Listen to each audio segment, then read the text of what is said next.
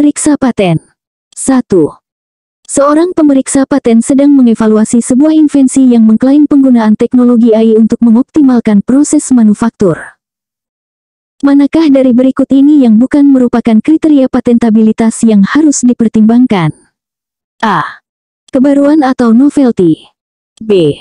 Langkah inventif atau inventive step. C. Dapat diterapkan dalam industri atau industrial applicability. D. Nilai komersial atau commercial value. E. Tidak bertentangan dengan peraturan perundang-undangan. Jawaban yang tepat dari soal di atas adalah D. Pembahasan dari pertanyaan di atas yaitu, bahwa kriteria patentabilitas utama meliputi kebaruan, langkah inventif, dan dapat diterapkan dalam industri. Nilai komersial bukan merupakan kriteria patentabilitas yang dievaluasi oleh pemeriksa paten. Kita masuk soal berikutnya. 2. Pemeriksa paten menemukan dokumen prior art yang sangat mirip dengan invensi yang sedang diperiksa. Apa langkah terbaik yang harus diambil? A. Langsung menolak permohonan paten. B. Mengabaikan dokumen prior art tersebut. C. Meminta penjelasan tambahan dari pemohon. D. Melakukan analisis lebih lanjut untuk membandingkan perbedaan spesifik. E. Menyetujui paten tanpa pertimbangan lebih lanjut.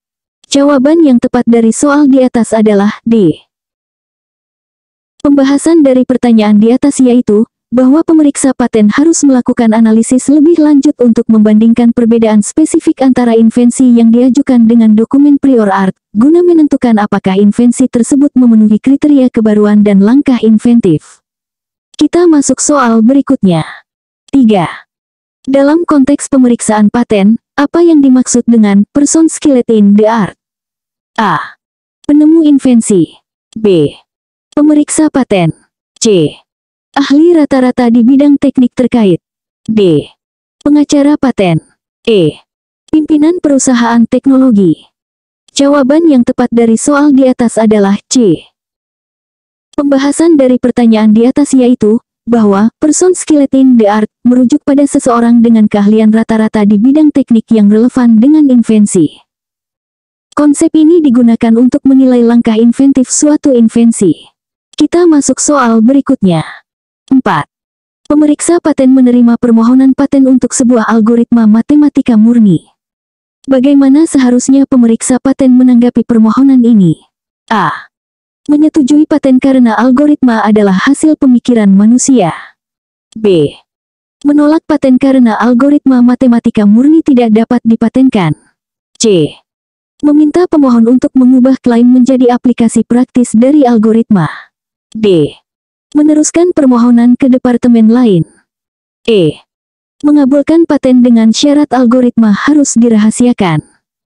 Jawaban yang tepat dari soal di atas adalah B. Pembahasan dari pertanyaan di atas yaitu, bahwa algoritma matematika murni termasuk dalam kategori yang tidak dapat dipatenkan karena dianggap sebagai penemuan abstrak. Pemeriksa paten harus menolak permohonan tersebut. Kita masuk soal berikutnya. 5.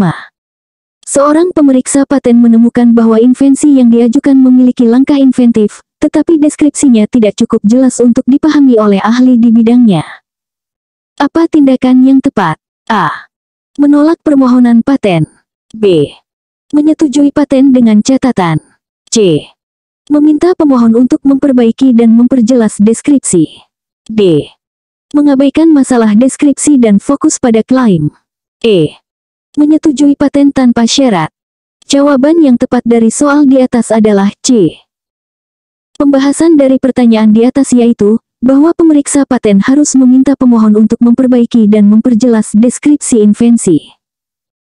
Deskripsi yang jelas dan lengkap merupakan syarat penting dalam permohonan paten agar invensi dapat direproduksi oleh ahli di bidangnya. Kita masuk soal berikutnya. 6. Dalam pemeriksaan paten, apa yang dimaksud dengan enablement? A. Kemampuan invensi untuk menghasilkan keuntungan finansial. B. Kecepatan invensi dapat diproduksi secara massal. C. Kemampuan deskripsi paten untuk memungkinkan ahli di bidangnya mereproduksi invensi. D. Keberhasilan invensi dalam uji coba laboratorium. E. Kemudahan invensi untuk dipasarkan. Jawaban yang tepat dari soal di atas adalah C. Pembahasan dari pertanyaan di atas yaitu, bahwa enablement merujuk pada kemampuan deskripsi paten untuk memungkinkan seorang ahli di bidang terkait mereproduksi dan menggunakan invensi tanpa percobaan yang tidak semestinya. Kita masuk soal berikutnya. 7. Pemeriksa paten sedang mengevaluasi sebuah invensi yang mengklaim penggunaan bahan kimia tertentu untuk pengobatan kanker. Apa aspek kritis yang harus diperiksa terkait dengan industrial applicability? A. Biaya produksi bahan kimia tersebut. B. Efektivitas bahan kimia dalam uji klinis. C. Kemungkinan produksi bahan kimia dalam skala industri. D. Potensi pasar untuk obat kanker baru. E. Reputasi peneliti yang mengembangkan bahan kimia. Jawaban yang tepat dari soal di atas adalah C. Pembahasan dari pertanyaan di atas yaitu, bahwa dalam konteks industrial applicability, pemeriksa paten harus memastikan bahwa invensi dapat diproduksi atau digunakan dalam skala industri. Kemungkinan produksi bahan kimia dalam skala industri merupakan aspek kritis yang harus dievaluasi. Kita masuk soal berikutnya. 8. Apa yang dimaksud dengan double patenting dalam konteks pemeriksaan paten? A. Pengajuan dua paten identik oleh pemohon yang berbeda. B. Pemberian dua paten untuk invensi yang sama atau sangat mirip kepada pemohon yang sama. C. Penggunaan dua teknologi berbeda dalam satu invensi. D. Penggabungan dua invensi berbeda dalam satu permohonan paten. E. Perpanjangan masa berlaku paten menjadi 2 kali lipat. Jawaban yang tepat dari soal di atas adalah B. Pembahasan dari pertanyaan di atas yaitu, bahwa double patenting merujuk pada situasi di mana dua paten untuk invensi yang sama atau sangat mirip diberikan kepada pemohon yang sama. Ini dihindari untuk mencegah perpanjangan monopoli paten yang tidak semestinya. Kita masuk soal berikutnya. 9. Seorang pemeriksa paten menemukan bahwa invensi yang diajukan memiliki langkah inventif yang signifikan, tetapi ada keraguan mengenai keamanannya. Apa tindakan yang tepat? A. Menyetujui paten tanpa mempertimbangkan masalah keamanan. B. Menolak paten atas dasar keamanan. C.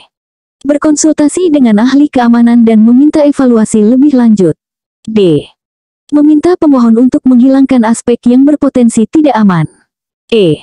Mengklasifikasikan paten sebagai rahasia negara. Jawaban yang tepat dari soal di atas adalah C. Pembahasan dari pertanyaan di atas yaitu, bahwa ketika ada keraguan mengenai keamanan suatu invensi, pemeriksa paten harus berkonsultasi dengan ahli keamanan dan meminta evaluasi lebih lanjut. Keamanan publik adalah pertimbangan penting dalam proses pemeriksaan paten. Kita masuk soal berikutnya. 10. Dalam konteks pemeriksaan paten, apa yang dimaksud dengan Marcus Claim? A. Klaim yang mencakup sejumlah alternatif secara eksklusif dalam satu klaim. B. Klaim yang hanya mencakup satu embodiment spesifik. C. Klaim yang berfokus pada proses manufaktur. D. Klaim yang melibatkan penggunaan merek dagang. E. Klaim yang berhubungan dengan perangkat lunak. Jawaban yang tepat dari soal di atas adalah A. Pembahasan dari pertanyaan di atas yaitu, bahwa Marcus Claim adalah struktur klaim yang memungkinkan inklusi sejumlah alternatif secara eksklusif dalam satu klaim. Ini sering digunakan dalam paten kimia untuk mencakup sekelompok senyawa terkait. Kita masuk soal berikutnya. 11. Pemeriksa paten menghadapi situasi di mana dua permohonan paten yang sangat mirip diajukan pada hari yang sama oleh pemohon berbeda. Apa langkah yang tepat? A. Menyetujui paten untuk pemohon yang lebih besar atau terkenal. B. Menolak kedua permohonan paten. C. Meminta kedua pemohon untuk berkolaborasi dalam satu paten. D. Melakukan pemeriksaan interferensi untuk menentukan inventor yang sebenarnya. E. Membagi paten secara merata antara kedua pemohon. Jawaban yang tepat dari soal di atas adalah D. Pembahasan dari pertanyaan di atas yaitu, bahwa dalam kasus ini, Pemeriksa paten harus melakukan pemeriksaan interferensi untuk menentukan siapa inventor yang sebenarnya dan siapa yang berhak atas paten tersebut. Kita masuk soal berikutnya. 12. Apa yang dimaksud dengan Jason Claim dalam konteks pemeriksaan paten? A. Klaim yang hanya berlaku di Jepang. B. Klaim yang membedakan antara elemen yang sudah dikenal dan perbaikan baru. C. Klaim yang melibatkan teknologi robotika. D. Klaim yang menggunakan bahasa Jepang. E. Klaim yang berfokus pada desain industrial. Jawaban yang tepat dari soal di atas adalah B. Pembahasan dari pertanyaan di atas yaitu, bahwa Jason Claim adalah format klaim yang membedakan antara elemen-elemen yang sudah dikenal dalam prior art dan perbaikan atau modifikasi baru yang diajukan dalam invensi. Kita masuk soal berikutnya. 13. Seorang pemeriksa paten menemukan bahwa invensi yang diajukan memiliki potensi aplikasi militer. Apa tindakan yang harus diambil? A. Menolak paten karena aplikasi militer. B. Menyetujui paten tanpa pertimbangan khusus. C. Melaporkan invensi ke Otoritas Keamanan Nasional untuk evaluasi. D. Meminta pemohon untuk menghapus semua referensi aplikasi militer. E. Mengklasifikasikan paten sebagai rahasia tanpa pemberitahuan. Jawaban yang tepat dari soal di atas adalah C. Pembahasan dari pertanyaan di atas yaitu, bahwa ketika sebuah invensi memiliki potensi aplikasi militer, pemeriksa paten harus melaporkan invensi tersebut ke Otoritas Keamanan Nasional untuk evaluasi lebih lanjut.